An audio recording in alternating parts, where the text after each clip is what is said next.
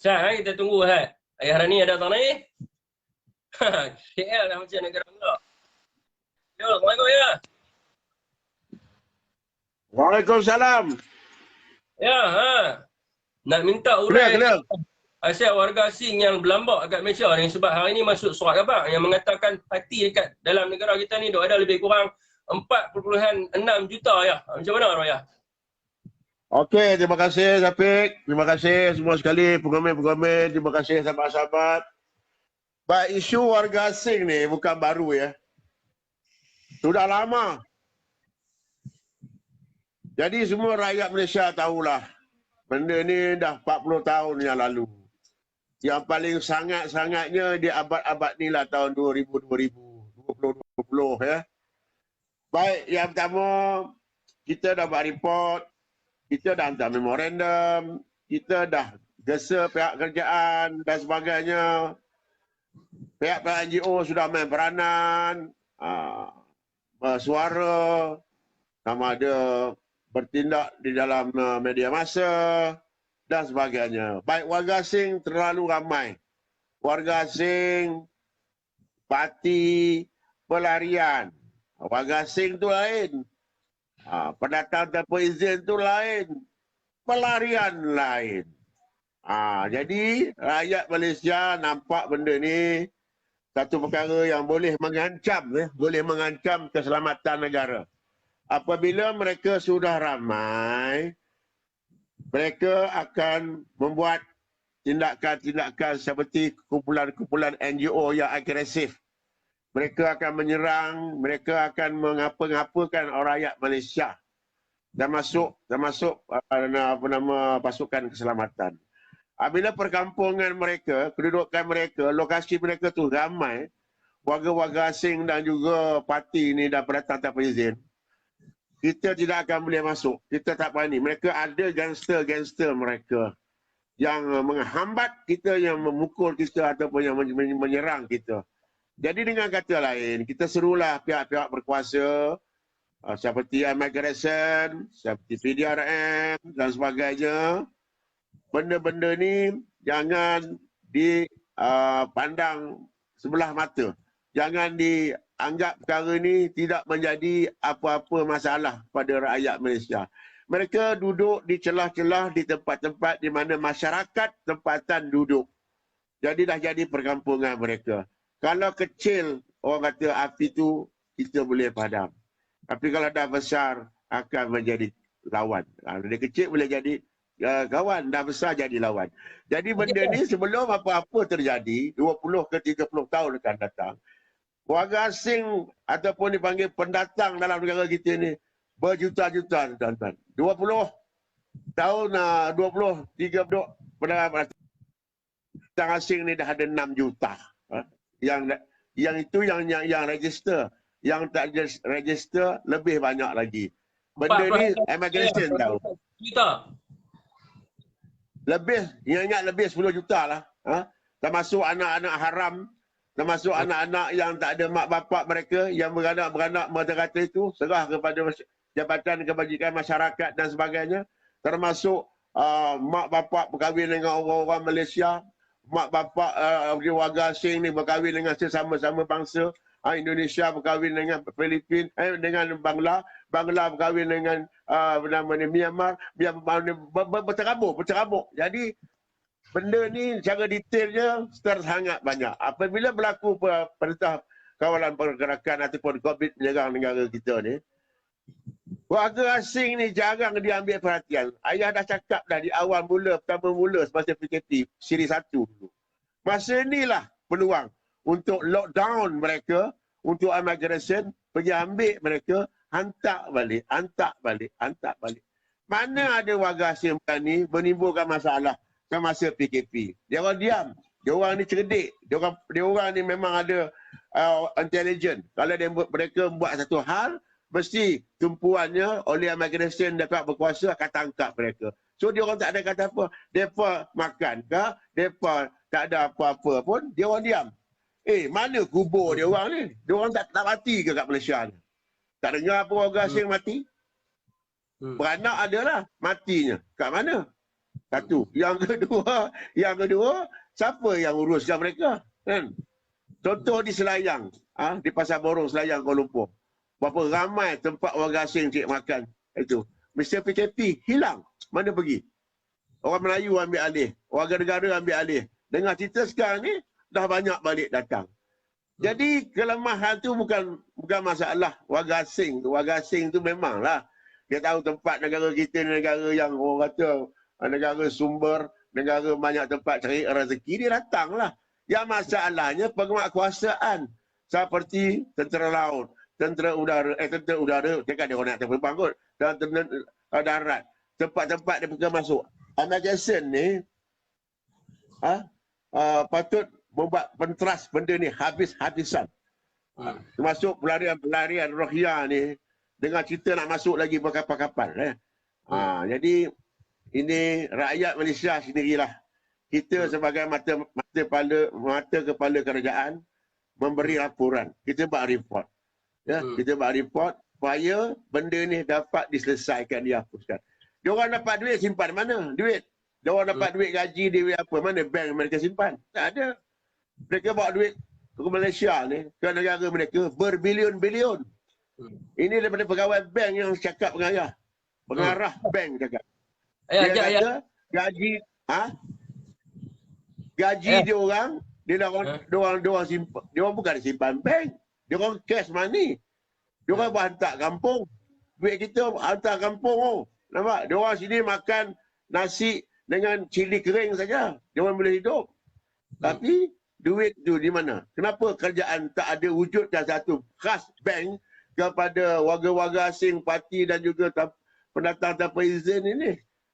Pelarian ni. Dia bergaji, masuk bank dulu. Matang seminggu baru dia boleh keluar. Mana rugilah kita. Dari segi ekonomi, duit kita keluar begitu je. Banyak berbilion-bilion duit kita. Tapi alhamdulillah kerajaan Malaysia duit tetap ada. Apa cakap tak ada. Kita dapat semua mudahan kan. Tapi duit kita ni, mereka bawa lari. Dia tak simpan bank. Patutnya kena adakan bank khas warga asing satu. Dia toke-toke, kepala-kepala, gaji, jangan bagi tangan. Simpan bank dulu. Baru kita dapat hasil. Bila Ayah sebut daripada sudut keselamatan tadi Ayah, saya nak buat penambahan sikit lah. Saya ada baca satu buku yang ditulis oleh penulis dia, saya lupa. Tajuk buku dia dipanggil sebagai Communist Insurgents 1948 sampai 1989 kalau tak silap saya lah. Dalam buku tu merikut report kepada British Malaysian Army BMA lah, sebab komunis ni dulu dia kerja dengan BMA ya. Jadi depa kata komunis ni, bilangan komunis tu ada di tanah Melayu ni lebih kurang 7,000 orang saja. Dengan bilangan komunis 7,000 orang pun Ayah, kita boleh darurat selama berpuluh tahun.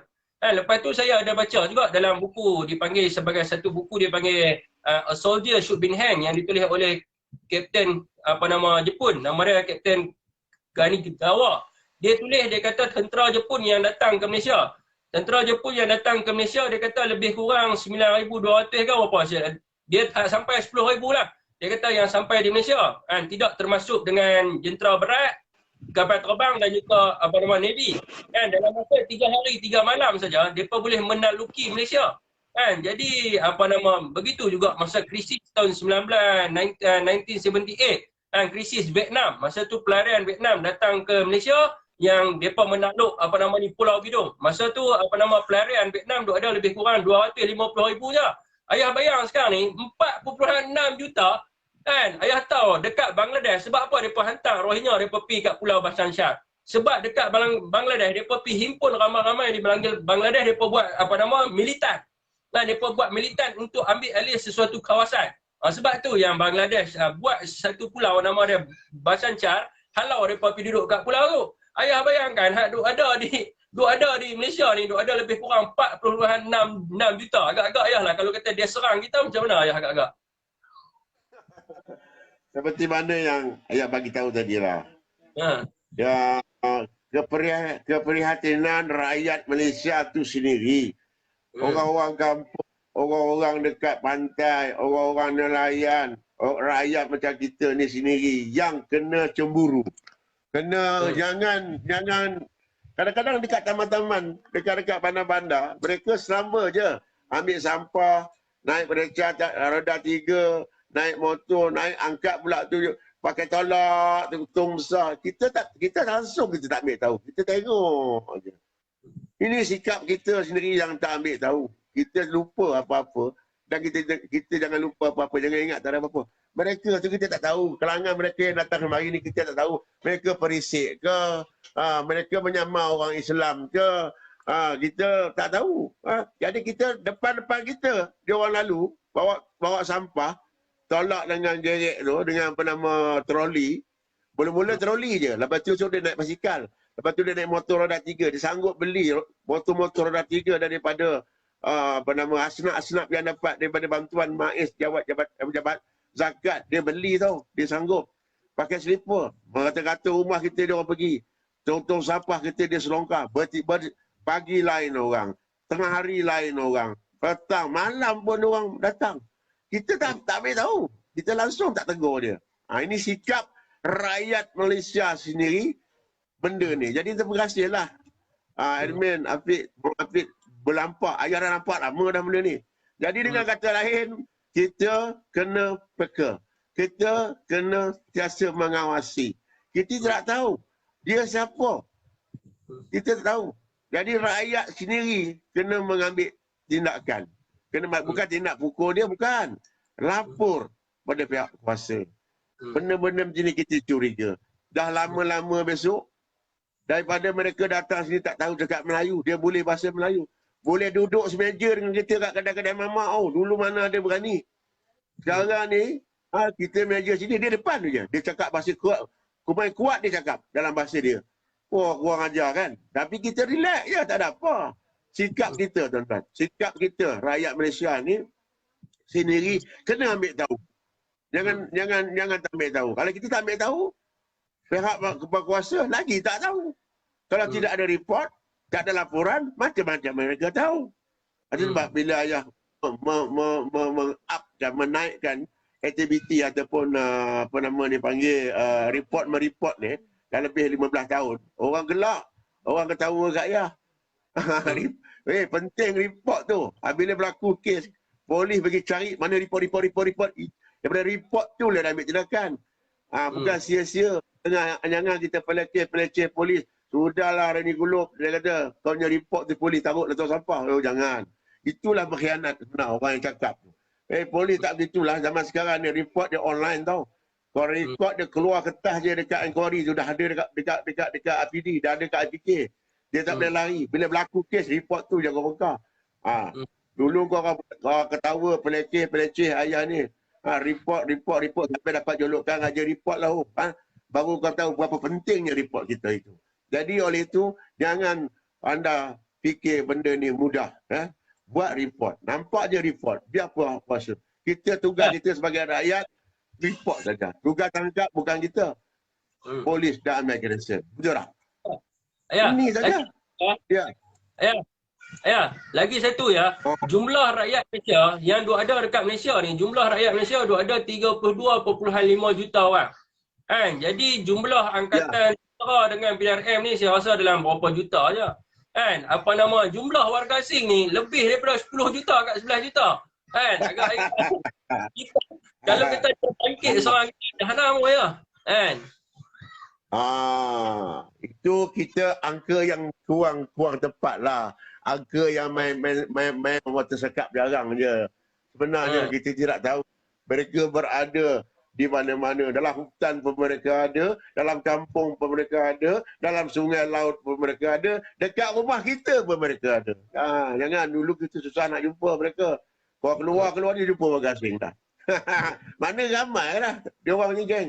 Lepas tu tak ada mati-mati pula tu. Mana mati dia orang? Mana dia orang sakit duduk mana? Pelik juga kita kan. Betul. Lagi satu ayah cadangkan di sini ya. Okey, ini untuk pihak kerajaan lah buat satu pembaruan. Macam ayah pergi ke New Zealand dan Australia. Orang luar lah nak beli barang, harga dia lain, kaunter dia lain. Nampak?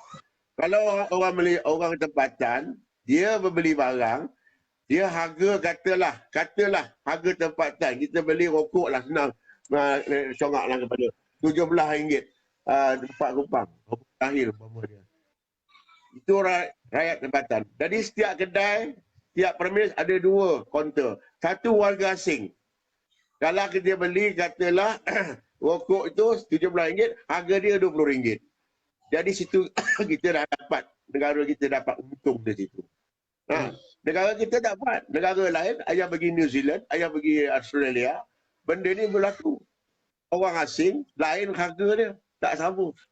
Ini kita kena buat. Sebab ini untuk menambahkan ekonomi kita. Benda dia lebih sikit pada dia. Ini patut dibincangkan. Kalau tidak, warga asing, dia samalah dia minum teh tarik kat kedai RM1.50. Dia pun bayar RM1.50 juga. Dia tak bayar cukai. Dia tidak bayar apa-apa. Dia tidak bayar apa-apa. Betul tak betul? Kalau kata kita makan roti canai. Roti canai harga RM1.50 kan sekarang. Roti telur. Dia pun bayar RM1.50 juga. Oi, apa hal? Kau dari mana datang? Kan? Kita bayar roti canai RM1.50. Dia RM2. Kita bayar minum teh RM1.50. Dia RM2. Barulah ekonomi itu kuat. Ada 2 kaunter. Dia tak campur.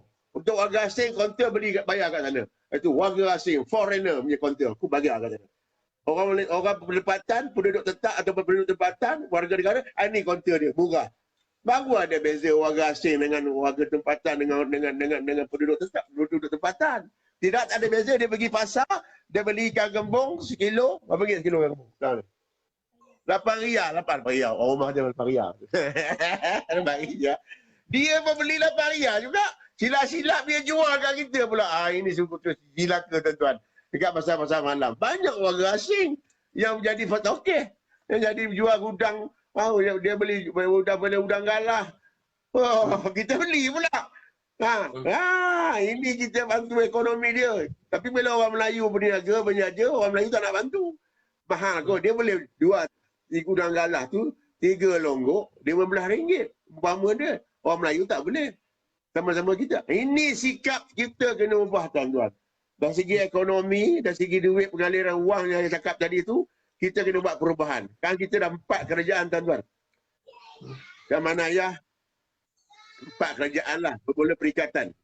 Kerajaan perikatan. Lepas tu kerajaan Barisan Nasional. Lepas tu kerajaan PH. Sekarang ni kerajaan PM. 4 kerajaan tuan-tuan. Tak berubah-ubah lagi. Masalah ini. Ya. Akan datang ni, ya hari 15, apa nama kerajaan tu aku tak tahu. Pada zaman ayah 4. Daripada perikatan, kerajaan perikatan, Kapelayo, lepas tu tahun 70-an, 74, tahun 70, ya tahun 70-an, BN, Barisan Nasional, lepas tu pula jatuh Barisan Nasional, kerajaan Pakatan Harapan, 22 bulan, lepas tu sekarang kerajaan PN, Pakatan Perikatan Nasional. 4 kerajaan, tak berubah. Langsung dia orang tak fikir pasal warga asing, pasal ekonomi, dia orang kerja dia orang, berteramuk, nak rampas kuasa, nak rampas kerusi, nak jadi itu, nak jadi ini. Ini betul-betul gila ke tuan-tuan. Ini yang saya suka. Sekarang kita hendakkan akan datang ni, di hari 15 ni, biar ubah landscape. Orang tua-tua tu berhentilah. Relax je. Kau dah kaya dah. Bagi orang muda yang betul-betul semangat juang untuk membentulkan negara kita ni. Daripada dah robak-robik. Ibarat kapal kita ni dah teruk dah. Dah nak tenggelam dah tuan-tuan. Nasib orang Melayu akan datang, aku tak tahu apa jadi.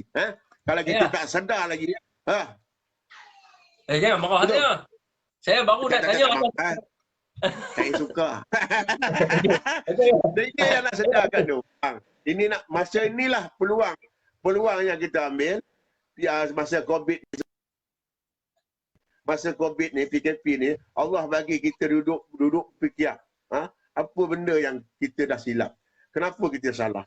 Kita betulkan balik. Kita bukan resis. Tak resis tuan-tuan. Cina dengan Cina dia lah. Melayu dengan Melayu dia lah. India dengan India. Tak apa. Tak ada masalah. Benda ni. Tetapi kita ayat kita pasal orang Melayu. Pasal orang Melayu itulah. Orang Melayu yang tak peka hidup dalam negara dia sendiri. Lepas ni dia nak pergi mana? Dia nak pergi mana tuan-tuan? Besok warga asing ni akan kontrol kita. Ekonomi dia kontrol. Kontraktor dia kontrol. Berlaku zaman Barisan Nasional benda ni. Orang nampak masa ini kau nak ubah. Ubahlah cara memimpin. Kalau kau pilih pemimpin yang zalim, mana kau sendiri yang zalim. Ini yang nak bagi tahu. Jadi ini yang sedarkan anak-anak muda ni yang nak seru lagi lah. Jangan lupa daftar mengundi tuan-tuan. Kamu dah daftar ke yang orang muda-muda ni? Mak motor, mak rempit, sebagainya. Dia kaki lepak tu dah daftar belum? Kalau kau tak daftar, kau rugi besok. Kau tengok orang Cina. Oh, dia dulu. Bab daftar ni dia dulu. Kita ni kecil-kecil, kita besar, kita kuat. Tapi nak undi kita tak boleh. Kita rugi, tuan-tuan. Jaga baik-baik. Ini ayah bagi amaran keras kepada orang-orang yang belum daftar. Yang belum daftar mengundi SPR. Daftar besok pergi sebab pos. Ini yang penting ni. Ya. Soalan terakhir. Okey, saya nak tanya ayah. Ayah dulu komando, ayah berjuang menentang komunis, betul-betul punya berjuang. Kan, demi negara bangsa, demi ibu pertiwi dan sebagainya. Kan, tiba-tiba sekarang ni bila ayah dah bersara, kan, tahun 2021 ayah tengok yang duduk di atas ibu pertiwi ni yang banyak mendapat hasilnya adalah warga-warga asing. Apa perasaan ayah di mana ayah berjuang dulu tumpah darah dan sebagainya, melihat rakan-rakan ayah meninggalkan ayah dan sebagainya, bila sampai tahun 2021 ayah tengok sekarang ni lebih kurang 10 juta warga asing yang menumpang di atas apa yang ayah berjuang dulu. Apa perasaan ayah? Marah sikit ya, marah sikit. Tahun 1973, Angkatan Muda zaman ayah dulu masuk tentera. Ayah masuk tentera. Masa itu negara kita dalam keadaan kucak-kacir, darurat, iaitu pengganas komunis. Macam mana ayam banyak dalam hutan untuk berlawan dengan kerajaan kita, orang Melayu. Kita ramai yang kena sembelih, ramai yang kena bunuh. Jadi sehinggalah perjanjian 1955 dibaling, iaitu 29 Disember 1955 untuk komunis ini serah diri. Mereka tak mahu, mereka nak fight, nak lawan. Jadi lawan ni mereka kalah di atas kekuatan askar Melayu, Angkatan Tentera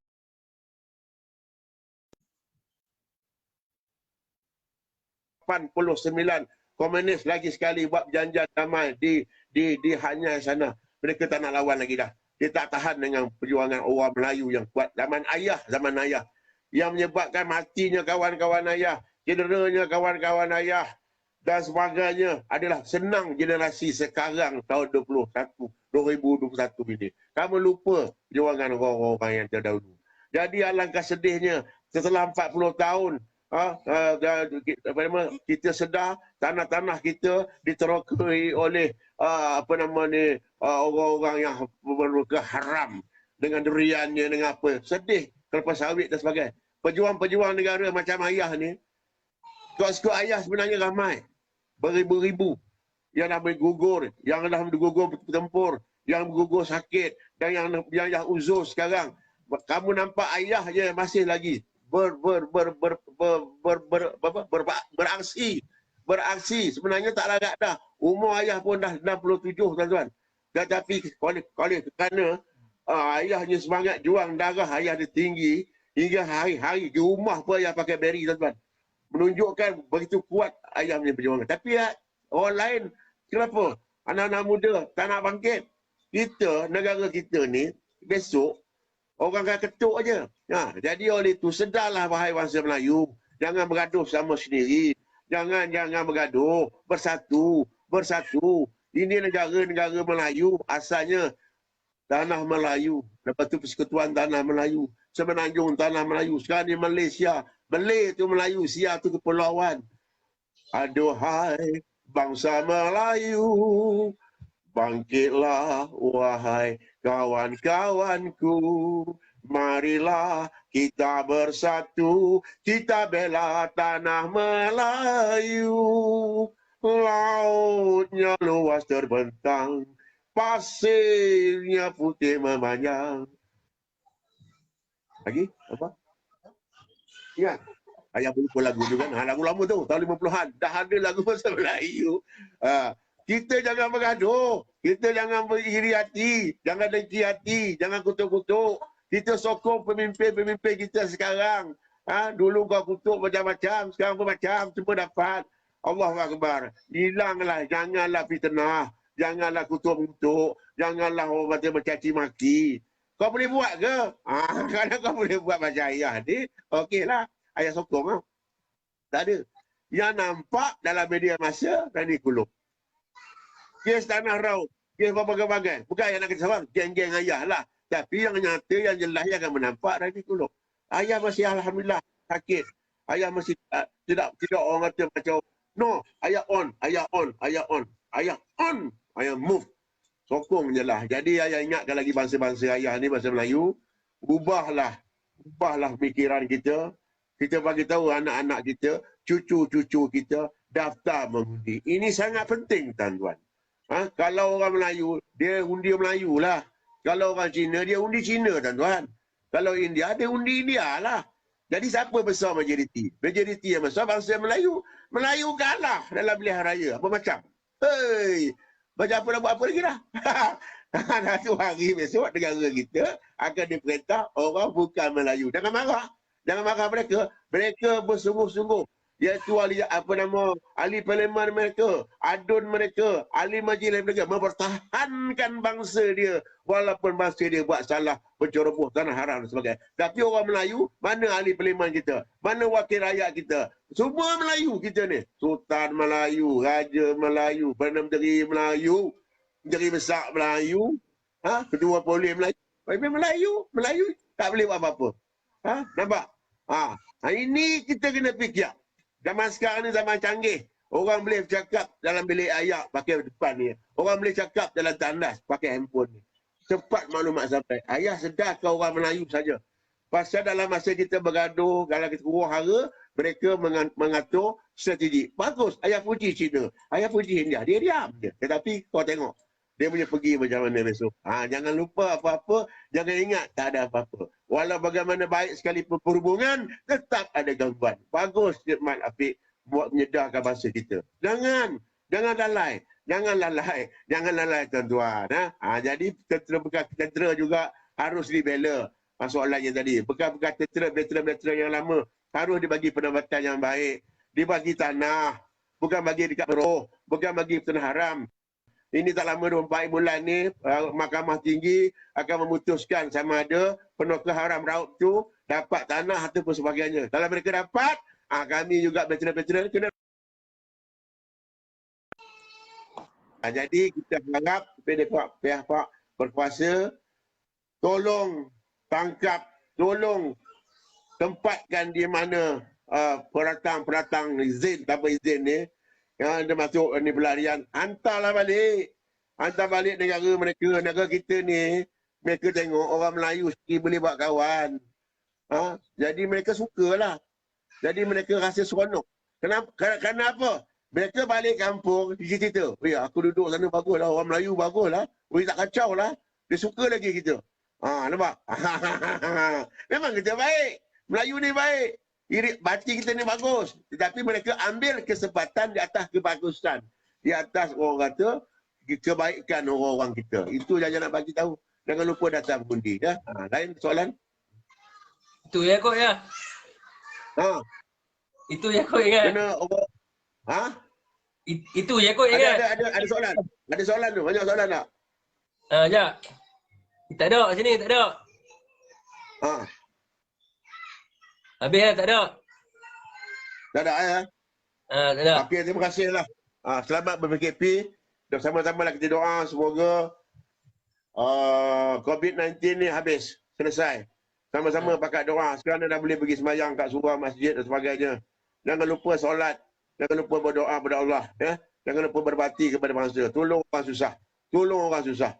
Tolong orang susah. Itu yang baik. Terima kasih bang. Assalamualaikum warahmatullahi wabarakatuh. Keep it up. Keep it up. Okey, Assalamualaikum ya. Salam. Okey tuan. Ada ni soalan. Lambat Okey tuan. Dekat bawah ni yang saya pin ni adalah satu buku dipanggil sebagai The Malaya Communist Insurgent War ni. Apa nama, tuan-tuan boleh pergi cari sendiri ataupun tuan-tuan masuk dalam grup Telegram saya, nanti saya akan hantar kepada tuan-tuan. Ni grup Telegram saya.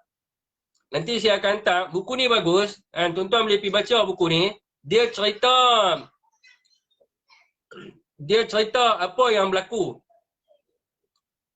Daripada A sampai Z dia cerita. Jadi kalau tuan-tuan nak tahu apa yang komunis ni buat dan kenapa saya benci sangat kepada komunis ni sampai saya ni memang benci gila-gila ya. Kan, orang pun tahu saya memang benci gila-gila ya. Dia ada 2 buku yang saya baca. Satu buku yang ditulis oleh bekas tentera Jepun kan, bekas Kapten Jepun. Tajuk buku tu adalah tajuk buku tu adalah The Soldier Should Been Hanged. Yang ditulis oleh Kapten Kanagawa. Dia bagi tahu bagaimana kejamnya Jepun, dan dia di dalam buku tu dia bagi tahu dia sepatutnya dihukum mati. Tetapi dia tak dihukum mati, dan dia cerita apa kesalahan yang dia buat dan sebagainya lah. Apa yang dia buat, pembunuhan, apa yang dia buat, memang kejam lah, memang betul-betul kejam. Dan kalau tuan-tuan nak tahu, kekejaman mereka buat ni, berapa ribu orang sebenarnya mereka ni. Komunis ni mengikut kepada rekod penyerahan senjata, masa mereka diarahkan, komunis ni sebenarnya mereka digunakan oleh BMA, British Malayan Army sebagai gerila di dalam hutan. So, mereka ni ambil senjata lah. Semasa serah senjata, mengikut kepada rekod penyerahan senjata kepada British Malayan Army di dalam buku ni, mereka ni lebih kurang ada dalam 7,000 lebih lah. 7,000 lebih duduk dalam hutan, mereka boleh bagi darurat. Berapa lama? Darurat. Tu 7,000. Kalau ikut kepada buku yang saya sebut tadi, The Soldier Should Been Hanged tu, yang mereka masuk daripada Siam tu, mereka masuk daripada Siam dengan pantai barat tu, jumlah mereka berapa orang? Jumlah tentera Jepun yang masuk ni lebih kurang 9,000 lebih, 9,200 tak silap saya. Dalam buku tu lah ada cerita. Tuan-tuan pun boleh tengok lah. Saya angka ni saya tak pasti ya tuan-tuan. Bukan fix, angka ni saya rasa lebih kurang 9,200. Dia ada saya pun lupa sebab dah lama lah.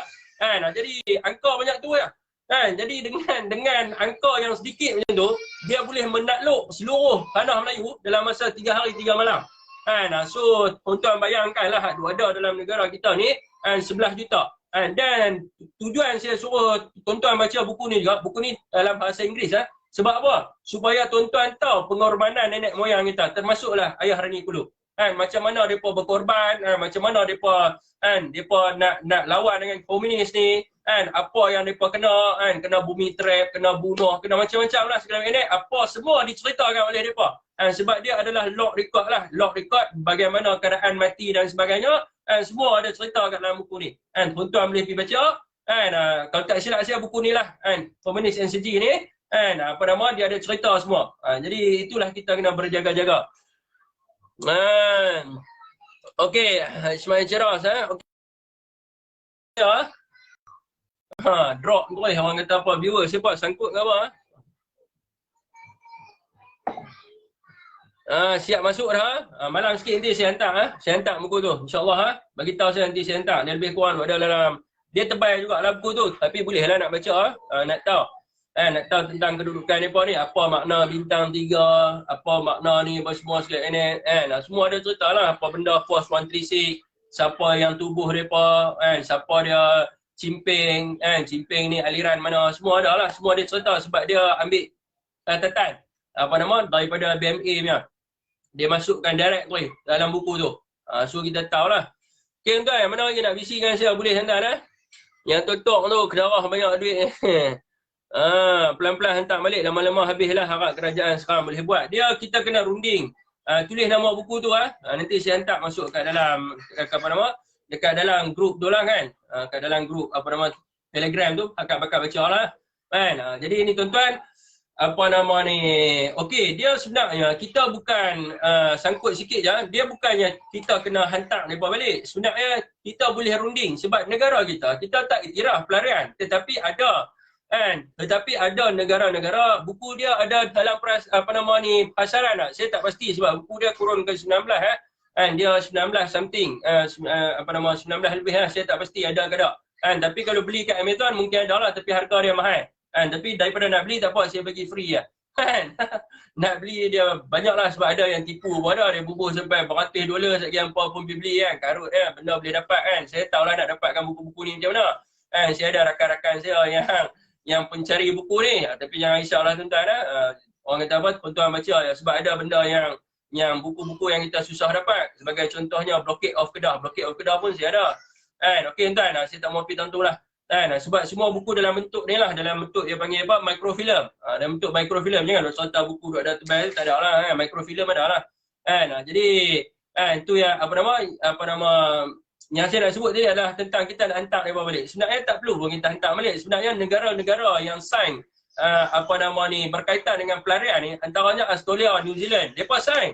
Sepatutnya mereka ni kena uruskan pelarian sebab mereka sign convention berkaitan dengan pelarian dan mereka sign protokol pelarian 1963 tu, macam mana nak menguruskan pelarian. Sepatutnya mereka ni lah kan. Sebab tu negara kita kena berunding dengan mereka sebab mereka lah ni duk hentam kita. Mereka duk hentam kita, konon-kononnya kita tak pandai uruskan pelarian, kan, kita tak pernah kita tak pernah uruskan itu ini dan macam-macam lah, kita tak pandai urus. Sepatutnya mereka ni bukan kritik kita, mereka kena ambil. Sebab tu sebelum ni Menteri kita Ismail Sabri dia bagi tahu UNCHR ni jangan lebih-lebih kutuk kita sebab negara kita bukan ratifikasi pun kan. Bukan kata kita ratifikasi apa-apa Convention International berkaitan dengan pelarian ni. Cuma kita atas ihsan ya, pada waktu tu zaman Datuk Seri Najib tu yang selamat malam Rohingya tu. Atas ihsan yang ambil mereka. Kita bukan ada yang mereka duk buka pejabat UNCHR kat Malaysia buat keluar lesen. Negara kita bukan iktiraf mereka pun. Yang mereka boleh buat pertubuhan mehram bagai nenek tu kan. Negara kita tak iktiraf mereka. Tu yang ada seorang dekat Bukit Balut dekat mana tu seorang tu. Dia seorang dia. Tuan-tuan bayangkan dalam negara kita ada 4.6 juta. Tuan-tuan bayangkan ada seorang. Abang Muhammad Badrul ya, terima kasih bayangkan ada seorang je. Ada seorang je orang kata di mana? Di Johor tu Bukit Tambir ke apa. Dia seorang saja pun masalah satu Malaysia.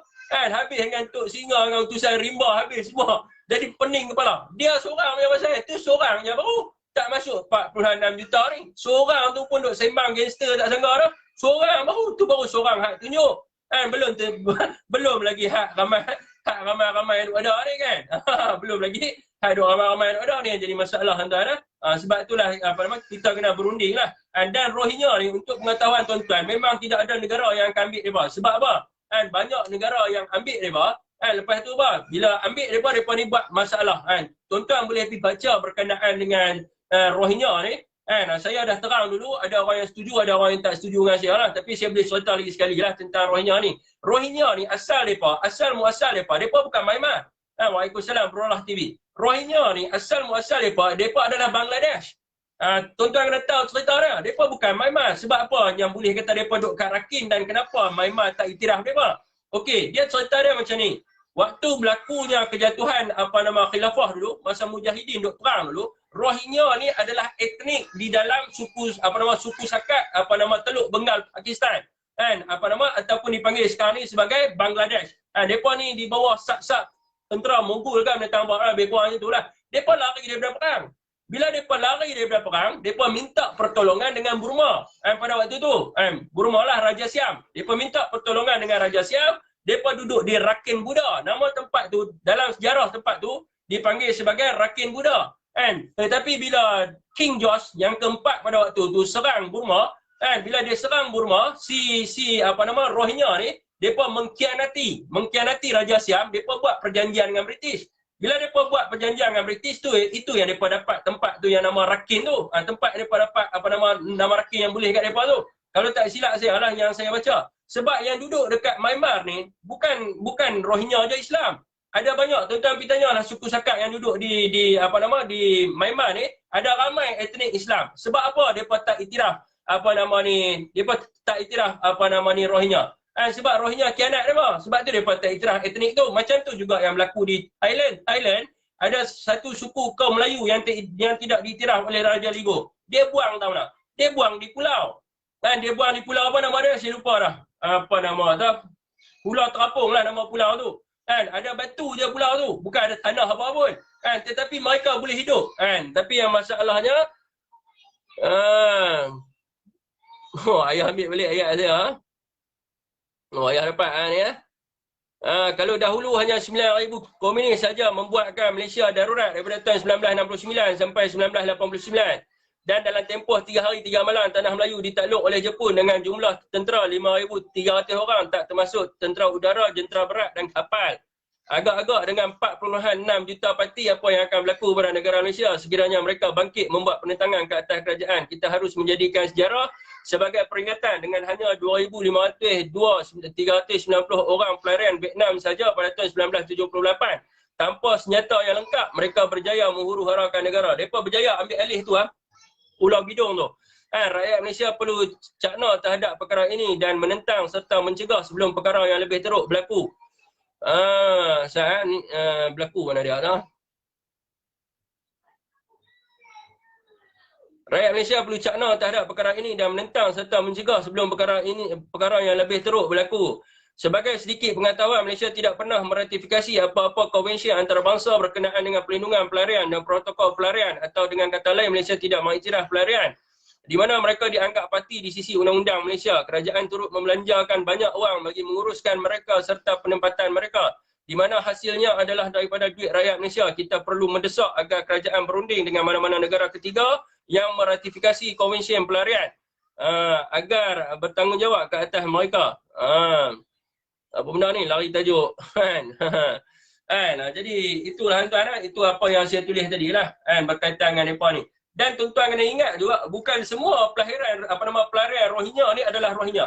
Mereka ni ada Sri Lanka, ada India. Sebab apa? Sebab di dalam akta immigration kita, bila seseorang warga asing nak masuk dalam negara kita, di mana dia ni adalah seorang yang miskin ataupun dia ni seorang yang bankruptcy, dia tak boleh masuk main negara kita di dalam akta immigration. Kalau tak silap saya, Seksyen 8, tuan-tuan boleh pergi rujuk lah. Maknanya kalau dia susah ke, dia bankrupt ke, ataupun dia seorang yang muflis, ataupun dia ni peminta sedekah ke, dia tak boleh masuk main negara kita. So macam mana dia nak main masuk negara kita? So dia nak masuk negara kita adalah melalui apa? Adalah melalui orang kata apa? Sebagai pelarian lah. So bukan semua yang main negara kita ni adalah Rohingya. Ada Bangladesh, ada Sri Lanka. Sebab tu bila tuan-tuan jumpa di jalan, ada Sri Lanka yang pakai kad UNCHR. Dan tuan-tuan jumpa juga ada Bangladesh yang pakai kad UNCHR. Sebab apa? Mereka guna ejen kat dalam negara kita. Ejen kat negara kita yang bawa keluar kad UNCHR. Bukan semua Rohingya. Itu yang kita kena tahu. Sebab bila mereka dah rasa mereka miskin, di India mereka miskin, mereka dah tak boleh hidup dan sebagainya, kerajaan tak bantu mereka dan sebagainya, mereka gunakan ejen, mereka jadikan Malaysia ni sebagai sebagai tempat untuk mereka sampai. Begitu juga dengan Bangladesh. Bila mereka rasa ekonomi mereka teruk dan sebagainya, mereka tak boleh survive di Bangladesh, mereka nak lari, mereka lari mai, mereka buang. Dokumen mereka semua mereka buang dekat laut, so mereka masuk sebagai pelarian. Ni yang kata masalah ni. Dan kerajaan kita perlu menangani benda ni. Okey tuan, siapa lagi nak bising dengan saya?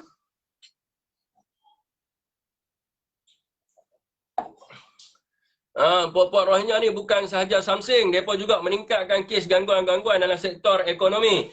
Mereka terus kacau rakyat Malaysia yang bergantung rezeki daripada perniagaan. Kedai-kedai pun banyak yang mereka rosakkan. Betul ya? Kedai buah, nelayan, hotel, semua Rohingya. Saya nak tanya kepada tuan-tuan, sektor ekonomi apa yang Melayu kontrol sekarang ni? Satu je sektor ekonomi. Apa benda?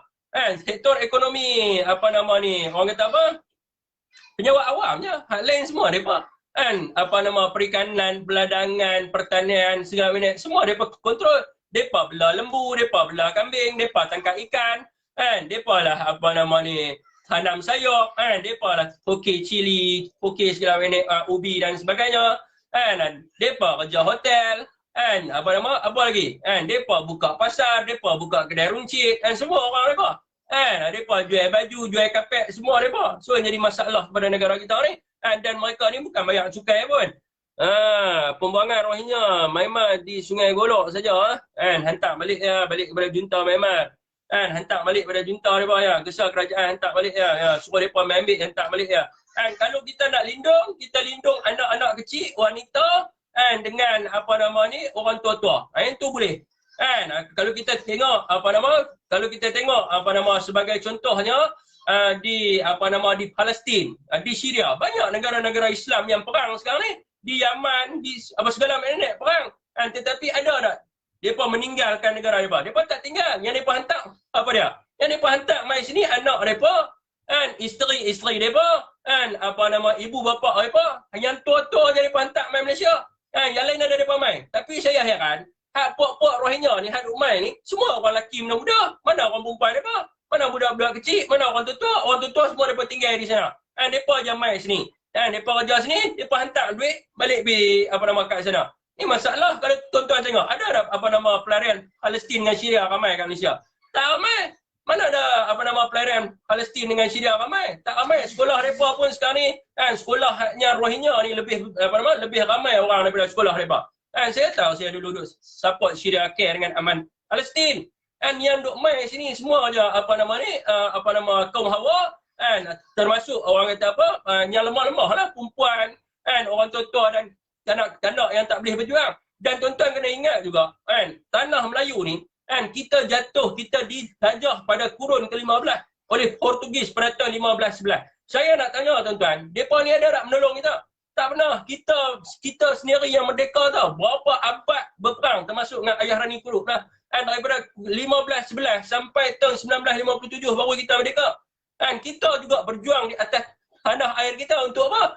Untuk anak cucu cicit kita. Bukan untuk mereka ni. Dan bukan untuk mereka ni. Bukan kita nak kejam dan sebagainya. Kita boleh lindung. Tapi kita lindung orang yang lemah. Bukan mereka main nak pijak kepala kita. Mereka main di negara kita, mereka nak tunjuk mereka gangster.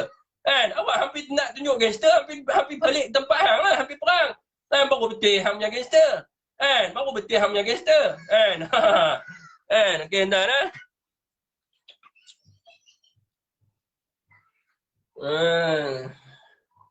Okey, yang mana nak bisi dengan saya ni? Hakim Aziz, saya mimpi agaknya. Ni duk bergaduh apa pula ni? Pasal apa ni? Jarang tengok Bangla habis 9 Jumaat. Apa benda ni? Cerita apa?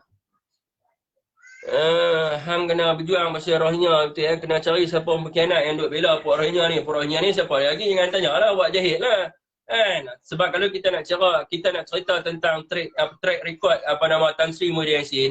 Tan Sri Muhyiddin Yassin tentang warga asing daripada tahun 2011. Tuan-tuan pergi baca dalam handset parlimen tuan-tuan pergi cari dalam handset parlimen satu bab yang Tan Sri Muhyiddin Yassin yang sokong warga asing. Daripada tahun 2011, Tan Sri memang tak sokong warga asing. Dia marah kepada warga asing, dia suruh semak kembali dan sebagainya. Saya cari dulu saya ada tulis berkenaan dengan benda tu. Saya bukan nak up Tan Sri Muhyiddin Yassin ni, tak kira orang kata kipas pula kan. Saya bukan nak kipas, tapi saya bagi tahu benda dalam handset parlimen. Buku saya tu saya tak tahu mana dah anak saya main. So Tan Sri memang aware berkenaan dengan benda ni. Daripada tahun 2011 saya dah baca dalam handset parlimen. Yang gila babi ni macam